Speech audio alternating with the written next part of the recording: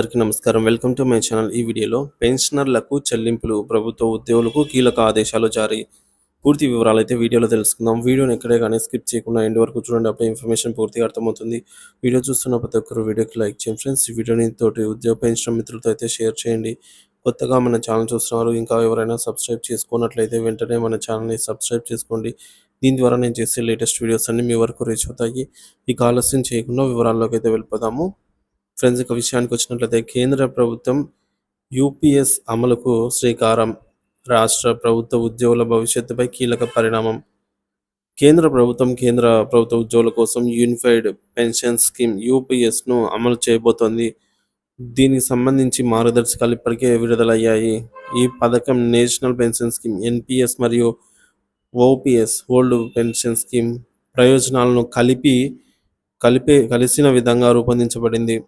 ఇది ఏప్రిల్ 1 నుంచి అమల్లోకి రాబోతుంది. యూపీఎస్లోని ముఖ్య అంశాలు: 50% పెన్షన్ హామీ. ఉద్యోగి పదవి విరమణ సమయంలో పొందే చివరి 12 నెలల సగటు జీతంలో 50%ను పెన్షన్గా పొందే అవకాశం ఉంటుంది. ఇకపోతే డిఎన్ఎస్ అలవెన్స్. పెన్షన్కు సంబంధించి డిఏ పెరుగుదల వర్తిస్తుంది. కుటుంబ పెన్షన్. ఉద్యోగి మరణించినప్పుడు కుటుంబ సభ్యులకు పెన్షన్ లభించే వెసులుబాటు ఉంటుంది. గ్రాట్యుటీ లాంఛన రాశి. పదవీ విరమణ సమయంలో గ్రాట్యుటీతో పాటు ఒకేసారి లాంఛన రాశి కూడా అందజేయనున్నారు.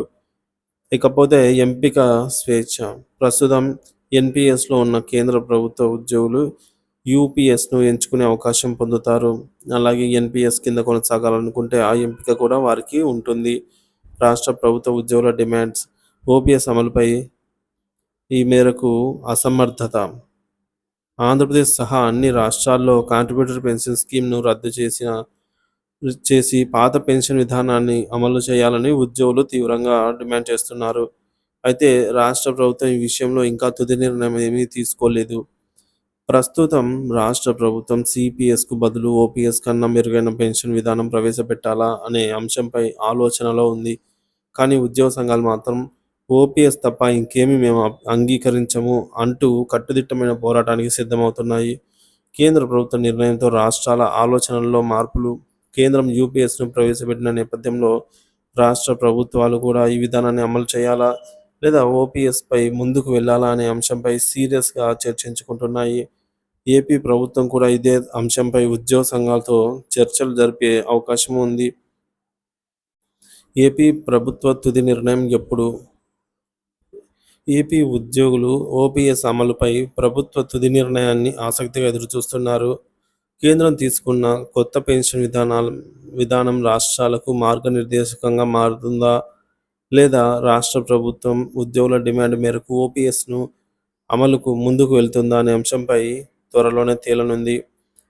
ఏదేమైనప్పటికీ కూడా మొత్తానికైతే కేంద్ర ప్రభుత్వం తీసుకున్న యూపీఎస్ పథకం ఉద్యోగులకు మెరుగైన భద్రతను అయితే అందించనుంది.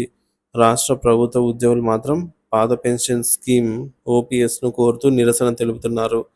ఏపీ ప్రభుత్వం త్వరలోనే అసెంబ్లీలో దీనిపై అధికారిక ప్రకటన చేసే అవకాశం ఉంది.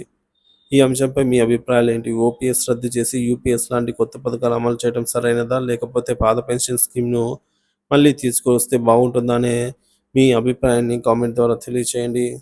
Thank you for watching this video.